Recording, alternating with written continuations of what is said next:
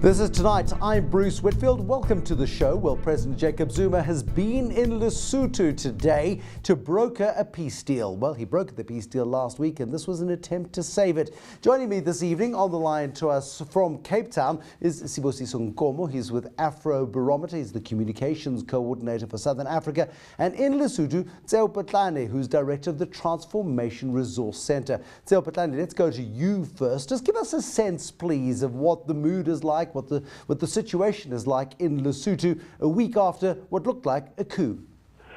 Well, if you're just walking down the street, you wouldn't say there is anything amiss. We are still in a state of tension. As we speak, I think you said President Zuma is in the country to try and see whether he can salvage the deal that was struck in Pretoria last week. The idea, I think, essentially is to stimulate the parties into coming back together to chart a roadmap.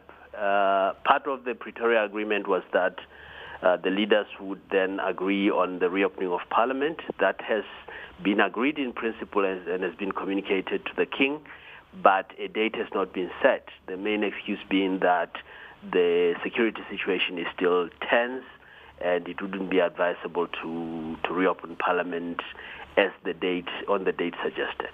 Some suggest that the Prime Minister, Tom Thabane, is deliberately using that as an excuse. He knows that if he reopens Parliament, and if the King allows him to reopen Parliament, there could very well be a vote of no confidence and his coalition could fall apart. Is he using the threat of armed violence as an excuse, or is it a real reason? That's definitely a calculation that one shouldn't exclude, because I think one of the weaknesses of these agreements, starting with the Namibian agreement, has been you don't really see an incentive for the Prime Minister to reopen Parliament. That's the first thing, because as you said, the threat of a motion of no confidence hasn't been taken off the table. That's number one. Number two, we haven't included the biggest party in Parliament, which is the opposition Democratic Congress. And part of then the dynamic that would go as normal in Parliament would probably be that the DC would challenge Thabane's hold on power by suggesting a motion of no confidence.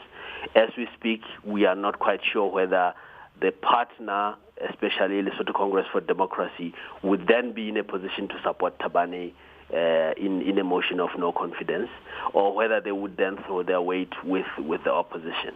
What do we know about the military situation? Because we have got reports that you've got a renegade general who's taken to the mountains with stolen weaponry. Do we have any idea how many soldiers are with him, the extent of the weaponry that he has in his arsenal? No, we don't. But the strange situation is that we've had several announcements and public statements by the military, ostensibly representing the fired General Kamudi, saying he's still in charge. Yesterday there were rumors that he had absconded with, as you said, quite a bit of the arms and a number of soldiers. We don't know what the numbers are, but there was also sightings of him in town, and as we speak, the new general has yet to appear at the military barracks to address the soldiers. He has yet to be presented to the army, but he's been making statements again on private radio, saying he's in charge, and these conflicting statements obviously then create an environment of uncertainty. So who is in charge? Do we know, or do we just have claims at this stage as to who's running the show? I think there's various claims. I cannot say that I know exactly who's running the show, especially as far as the military is concerned.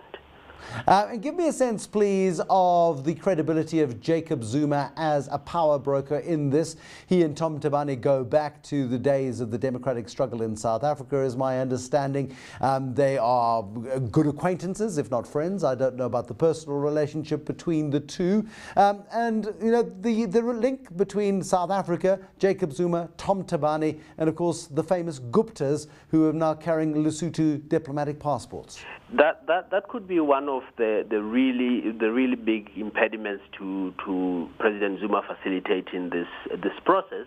But as we know, he's backstopped by former President Mogae of Botswana, and perhaps he may be a more credible candidate. President Zuma, as you've already said, has that history with Tom Tabani, and there might be then feelings with the other parties that he is not as partial as he should be.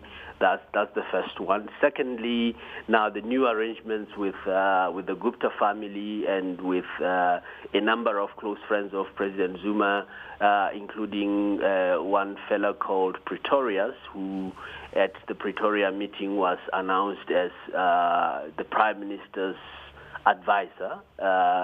In as far as the official system here in Lesotho is concerned, we don't know who this person is. So there is a lot of credibility issues there, but then you could take that and look at it as an advantage in the sense that South Africa is our closest neighbor, our only neighbor, and therefore what affects them would then affect us. So their interest in seeing Lesotho be stable definitely, I think, is not in question. So it's still pretty difficult. There hasn't been any word that questions President Zuma's credibility, at least in as far as the negotiating parties are concerned. But on the street also, there has been difficult relations with South Africa in terms of immigration controls, deportations of Basotho from South Africa, the issue of dual citizenship, which Lesotho has refused to address, and a long history, for example, of Lesotho complaining about conquered territory. So there might be questions there, but given the scenario, he's also chairman of the SADC organ on politics and security. So technically, he should be at least in charge of the process. So, Batlane, thank you very much. Director of the Transformation Resource Centre on the line to us from Maseru in Lesotho this evening.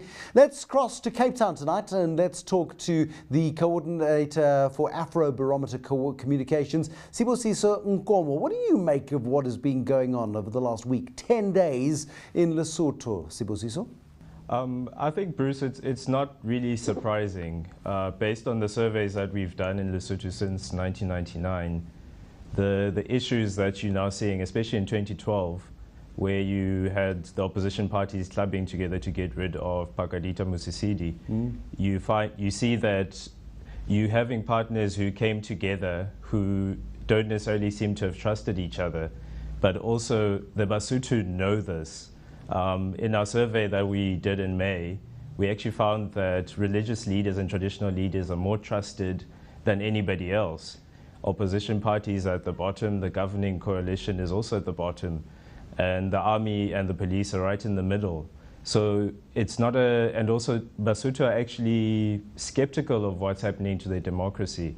Actually, their approval and support of democracy has declined from 55% in 2012 to about 50% now. Lesotho's been through military leadership before. I think it was Metsing Lekganya, wasn't it, way back in the 1980s, who ran Lesotho for a bit.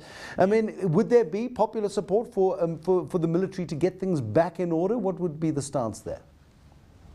Well, our survey actually found that Basotho completely reject military rule. This is up in the 70s and 80s, so it's very clear that military rule is not for them. Even one-man rule is not for them. Right.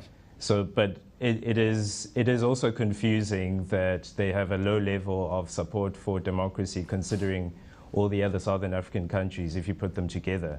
How vulnerable is South Africa in this process? I mean, Gauteng is quite heavily dependent on the Lesotho Highlands water project, of course, and that is why we have a very significant economic interest as to what the politics of Lesotho mean for us. Well, I mean, Lesotho, except for producing diamonds and water, Lesotho is completely dependent on South Africa. The SACU transfers keep Lesotho going. So we can't just think of it as just water. If a humanitarian crisis were to take place in Lesotho, South Africa would have to pick up the pieces. And we have a very strong,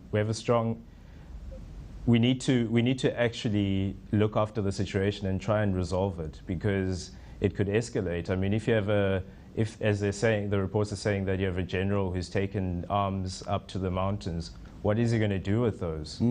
And who is it going to impact? South Africa doesn't have a proud military history in its intervention in Lesotho. I forget the year it was exactly, but it must be 10, 12 years ago now, when Mangosuthu Buthelezi, as acting president, sent the army in. We got a blood nose and beat a hasty retreat. We need to solve this diplomatically, or at least Jacob Zuma needs to solve this diplomatically, doesn't he? No, we do, because also you need to take into account the economic issues in Lesotho. People are saying that this present government, for instance, is not very good at creating jobs, keeping inflation down. So if the people decide that they're also not happy with any of the politicians, and they're also not happy with any other institutions in the country, what happens? You've got a huge recipe for disaster in Lesotho, especially when institutions are being used by politicians to score their own goals. So what is the worst case scenario for South Africa, Sibusiso?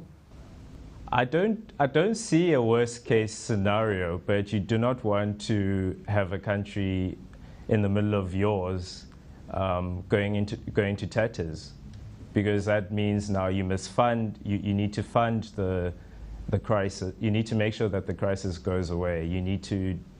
If you need to evacuate people, you saw how with the Prime Minister leaving Lesotho, we had to use our own resources. But I think part of the survey asked the question about dual citizenship, and also asked about Basotho actually deciding to join South Africa.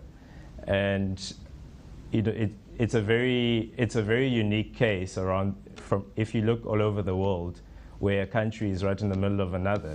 There's no way that those two countries they need to work together, and the one's interests need to be taken into account. Sibusiso Nkomo, thank you very much. He is the Afrobarometer Communications Coordinator for Southern Africa. He was in our Cape Town studio this evening. And Tseo Petlane, who is the Director of the Transformation Resource Centre, he joined us on the line from Maseru this evening. It's an interesting one. It is one that many South Africans are watching with a lot of interest. We will keep an eye on this particular story as well. Thank you for watching. There'll be more tonight, tomorrow. Until then, goodbye and good night.